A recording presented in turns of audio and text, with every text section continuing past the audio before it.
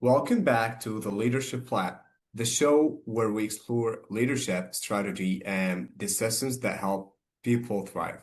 Today's guest is Mary Mann, Senior Consultant and Executive Career Coach at Human Resource Management Corporation. Mary has spent more than 2 decades helping executives and professionals navigate career transitions, elevate their personal brands, move to next role aligned with their purpose and strengths. Mary, it's great to have you here in the show, and we would love to hear more about your story and how did you start the whole thing? Well, Thank you for having me, thank you. Joseph. I'm glad to share my story if it Absolutely. can help anybody. My story actually started when in 2015 I wanted to make a change in my life, and I Yeah. had been a professional for 25 plus years, and I had never had to get back into the job market. And I had a 7-page resume because I thought you put everything but the kitchen sink on your resume. So I actually hired a company that does, that kind of thing, and was really surprised to learn that I didn't know the first thing about looking for a job in today's market. So that's how I stumbled into it. As far as my background, I started out my career as a television journalist. I was actually the first female television reporter in Northwest Arkansas, where I live, back in the late 70s. I went on to be the first female newspaper editor at the local newspaper. I like doing first, yeah. And I then went on to establish a marketing agency with 4 other women in the 90s. So that was kind of unusual then. It's not now, but we had a backer who was paying it forward, who ended up being a partner and helped us start our agency. Through the work with the agency, owning that, I was the major owner. I started doing political work, Okay. and first local, then statewide, and then national. And I started out as a political media consultant, and then I graduated into being a generalist, somebody who runs the campaigns. Really loved it, really thought that my career was going to stay in politics, thought that I was going to run for office. And then about 2015, I hit a wall. And I thought, I cannot do this anymore. I'm going to kill the next politician I see. I just hit major burnout. And that's when I knew I needed to make a change and didn't know how. So I hired this company to help me.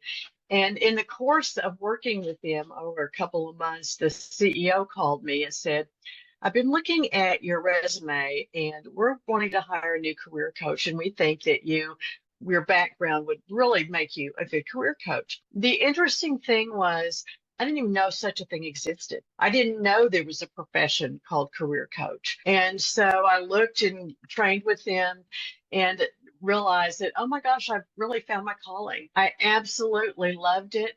I hired on with that company and stayed there for 8 years until I changed to a new company late last year. And I have gotten more credentials than I could. I'm a certified professional resume writer because I'm a writer. One of the things I also brought in as a good fit was throughout my entire career, I've taught college. I live at where the home of the University of Arkansas is located. And so I've taught at the University of Arkansas, still teach as an adjunct. I've taught at a smaller private university. So teaching has always been close to my Right. heart. And that's a lot of what you do as a career coach. You support and you teach. So every skill that God has given me and that I've earned and cultivated throughout my life, I've been able to use the last 8+ years as a career coach. So that's how my journey led me to being a career coach. Oh, that's really interesting. And I see that you got a lot of transferable skills that you could actually Yes. put and implement it in the other jobs that you got. So, In fact, I share that a lot with my clients because a lot of them come in very narrowly focused. I'm a project manager, I'm a product manager, and I'm a this engineer, and I don't really like doing it, but it's what I know how to do. And so I share my story of transferable skills, and then we rewrite the resume, and I teach them how, what to do and how to just change each adapt. resume for whatever position. Yeah, just adapt it. So I love being able to open minds to new avenues, and especially with what AI is doing, is as critical as people are of AI, it's really being a big help to those who are searching for jobs in many different Right. ways. Yeah, I agree with you. So what keeps you like energized about helping leaders during moments like of uncertainty or like Right. reinvention? Sometimes it's hard. Sometimes I know I'm going to be signing on to a meeting with somebody who's been looking for 9 months, Okay. who's only had 3 interviews, who I know is doing everything the right way. That's the first thing I do is I spend um, 2 or 3 sessions. First of all, getting their resume, their base. I write what's called a baseline ATS resume and teach them that it's not about using the same resume. And I really teach a lot of skills about resume changing and optimizing the resume to 80% or above match to the job that you're applying for. Right. And I call it being pleasantly persistent. I teach them how to be a little bit more aggressive than the next person. And Yeah. so I teach all sorts of toolbox skills. And my philosophy that I tell them, and I say, I want you to write this down, and it is leave no stone unturned. Oh. Could I have done this? Could I have reached out more? You're dealing with, there was one Walmart job. I'm in the home of Walmart corporate, and I was looking at it. My brother-in-law works for Walmart corporate, and that one job is one they keep up, and it just rotates on and off constantly. Whenever people apply, it doesn't restart the number of applicants, so it had 4,000 applicants to that job, and I'm like, this is ridiculous. I mean, how can you even deal with something like that? So I think they've restructured everything now where people, because I don't know if you've dealt with this, but I will get a client saying to me, well, I saw that job you sent me. It already had 30 applicants, so I didn't bother to apply. And I'm like, whoa, what are you doing? You can't have that attitude. You've Yeah. got to have and adopt the attitude of I'm one of the best ones that you could have and go after it. Leave no stone unturned. Reach out to the recruiter, reach out to somebody there. There are so many different ways that you can make yourself known to a company without, going over the line. Yeah. And I teach that a lot. But the toughest client is the one who's done everything right and who in 9 months cannot find a job. I have one former client, it's now been 4 years, and he has not been able to secure a job. In his case, I know why, and it has to do with his personality and how he comes across. And those are really tough. Those are really tough in to have that conversation with, let's work on it. You don't say, you come across as really somebody that I don't want to deal with.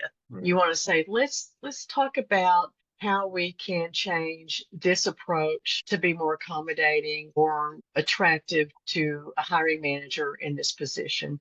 And I work a lot with, and I did this with politicians. This is where that skill comes in, because just because people run for office doesn't mean they're qualified or they know how to speak or anything.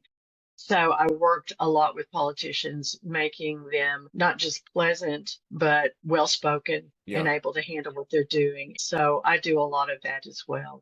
One degree I would love to have if I had started out, if you're starting out in this profession, take some psychology.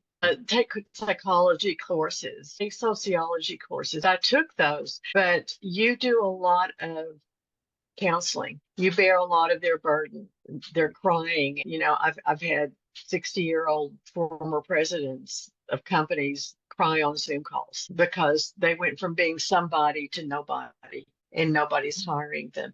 So you shouldn't take on the burden, but you should learn how to help them carry those burdens and carry the disappointment and change the disappointment. And that's the truly hard thing. And sometimes I can, and sometimes I Good. can't. Yes. Right. I totally agree with you. Thanks so much for sharing that. So, like moving to the market shifts that we see right now, you've seen several waves of workforce change.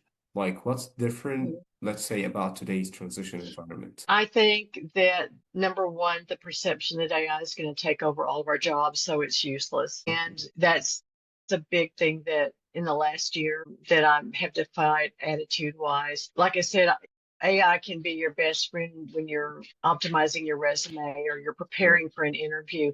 So I spent a lot of time saying, hey, it's not your enemy. Let me show you how it can be your friend. And Right. so I teach a lot of AI. I actually teach a lot of AI seminars to civic clubs made of older people who are scared of it. And I Yeah, teach them how to bring in new members that's using awesome. bringing LinkedIn or AI to search their community for people who have their same interests that might want to be a member of their civic club. Yeah, But back to that, I think that's it. People are staying longer in the workforce in America right now. It's really hard to secure a job within a 90-day window. right. And that used to be the standard. Although I did have a client this morning and she's only been with me 3 weeks and secured a job exactly that what she needed. And I was so happy because it is taking longer. I think with our economy, and I don't know how savvy you've got business partners in America, but I think the economy's bad. The perception of the economy, whether or not in their profession is bad, the perception is bad. And we all know in PR, perception is reality. So just dealing with the state of America right now, I think that's the hardest thing that I'm having to deal with and help clients deal with right now. I see. Looking for the people like what do people misunderstand the most about career coaching right now? They don't understand how important culture is to an employer. One of the things that I do that's different than a lot of advice I see on LinkedIn and elsewhere is I work with them on the tell me about yourself question. Uh, Because what happens normally and the advice you get is give an overview of your career. They've already read your resume. That's why you're there. You yes, don't regurgitate your resume. Two things that they want to know, are you going to fit into this company? So there's that aspect of the culture. The other thing is when you go in, even though you're nervous, they're nervous too. Some people don't know how to interview. Some people don't know what to say. So right. they start off with this, tell me about yourself. And it becomes this blah, blah, blah. What I teach is develop your 2-minute elevator speech. Tell them who you are and where you come from. For instance, what I told you about myself. Right. I started out, I was the first female television journalist. I was the first newspaper editor. In my resume, but it just says newspaper editor. It just says television journalist. Right. You And then highlight I the go most on. important. Yeah, I bring out those things in that are not in there. So let me tell you about the things you're not going to read in my resume that are important about me. And I said, and personally, I've been married to a man for 47 years, and longevity in marriage is not the thing anymore. But we were given 2 years when we got married. People thought we'd be divorced within 2 years. And we have 2 grown sons and 5 wonderful grandchildren and are still going strong. I love to read. I love to antique. So you want to throw in Right. some of those things about you. Say you took up pickleball. I took up pickleball this year. Maybe somebody sitting on the other side interviewing you also took up pickleball and they go, oh, I took up pickleball. Oh my gosh, what do you think about? So what have you just done? You have Right. cracked that cold barrier that's there. You created communication between, and that guy or gal may go in their mind, I kind of like this guy. It's very psychological. So tell about yourself because I guarantee you, when it comes down to it, there will be 4 people with the same credentials, and Right. they will choose the person that they will say, I think Mary will fit in better here. I like Mary. I think she'll be a good fit for the team. And you have to know and understand that. And almost every client that comes to me does not. And so we spend a lot of time, I make them write down tell me about yourself. I don't want them to memorize it. I want them to learn it. I want them to be able to regurgitate it. I did that with my politicians. They had the 30-second elevator, the 2-minute elevator, and then, the whatever. But I do that with clients as well so that they can be the one to break that barrier in an interview and make it more relaxed and just like you and I are having a conversation. Yes, I agree with you actually. If they just take care of that part, it's gonna help them with more than 50% of the interview. Right. We as human beings are naturally curious when we meet people. If you and I met at a party or when we first walked, I am a question asker. Right. I'm a why, when I was a little kid, why, so I want to know about you. Where do you live? What do you do? Right. How did you, I'm Well, horrible at the it to impression the as well, point. it's about the first impressions you get to people. It is. So, like with the challenges nowadays, like what are the biggest pain points would say executives bring to you right now? I think the biggest pain point is many of them right now, especially if you're over 60. Many of us work, I am in my late 60s. My husband is in his late 70s and he still works full time as a television sportscaster. Not because we have to, but because we want to. Yeah. So the workforce is aging, but it doesn't leave positions for the younger workforce to come in. So there's that pain point. But the pain point is, I know I had an executive 2 years ago who was the CEO of a gas industry, if I remember correctly, in Texas. I loved him. Gracious, wonderful, sweet man. But it's been 2 years and he can't find another job. And like I talked about earlier, and he was realistic. I understand it's going to take a while for me to find a job. The longer you go, the harder it is. That's the biggest pain point. And so I really encourage a lot of my executives to do fractional consulting and do fractional work to establish their own consultancy. I had my own consultancy for 20 years, so I'm able not only to act as a career coach, but to help them establish a business. Yeah. And get a consultancy up and running and establish their LinkedIn consultancy and teach them how to get clients. So many times if you're an executive, you're over 60 and you haven't been able to find a job and you still want to work. So let's talk about how you can work and what you can do and the consultancy and the fractional jobs that are out there for you. But that's really the biggest pain point that I come across. Thank you for sharing that. That's right. Like I totally agree with that. So looking for a future right now, like for 5, 10 years ahead, what opportunities excite you the most?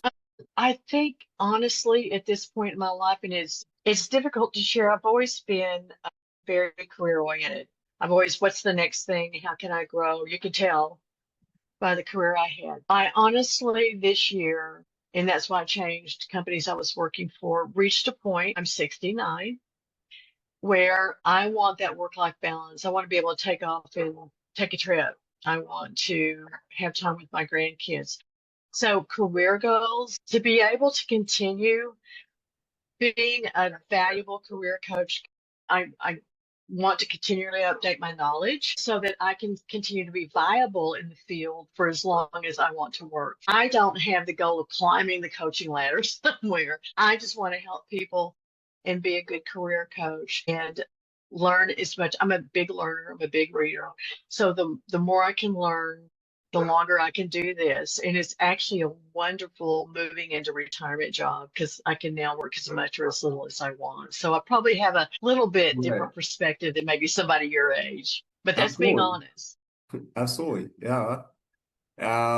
Okay, so for someone listening who feels stuck right now, what's one move they could just make this month you would advise?